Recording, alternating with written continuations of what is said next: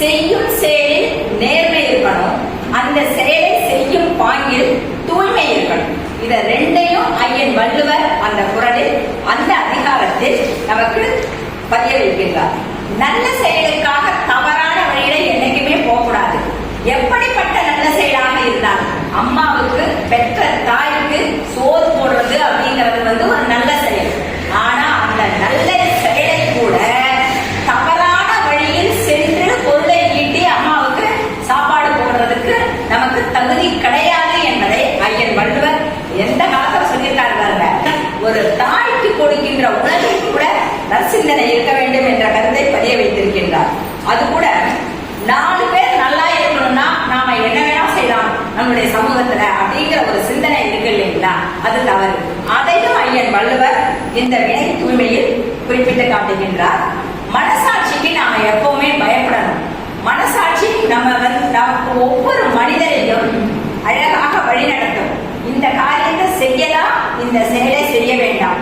வினையை ஆற்றுவது என்பது ஒவ்வொரு மனிதனுடைய கடமை. ஆனால் அந்த வினையை எப்படி ஆற்றுவது என்பது நம்மளுடைய சிந்தனையினுடைய அடிப்படையில் இருக்க வேண்டும் என்பதை ஐயன் வள்ளுவர் கூறியுள்ளார். தூய்மையான செயல் நல்ல முன்னேற்றத்திற்கான அறிகுறி.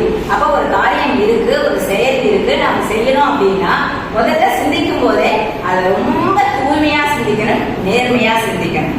பொய்யான தகவலை பரப்புதல் என்பது எதன் மூலமா நடக்குது? இந்த காலகட்டத்துல நாம எப்படி சிந்திக்கிறோம்? அன்றாட வாழ்விலே அதிகார சிந்தனைகள் எடுத்துக்கிறோம். இந்த பொய்யான தகவல்கள் ஈர்ப்பு கவர்ச்சி என்ற விதத்தில் இப்ப இருக்கிற தகவல் தொழில்நுட்பத்தில் எதெல்லாம் வருது? வாட்ஸ்அப்ல வருது, யூடியூப்ல நமக்கு நிறைய வியூஸ் வேணும்னா நாம ஏதாவது ஒரு பொய்யை மைய கருத்தாக வச்சுக்கிட்டு நாம சொல்லிடுறோம்.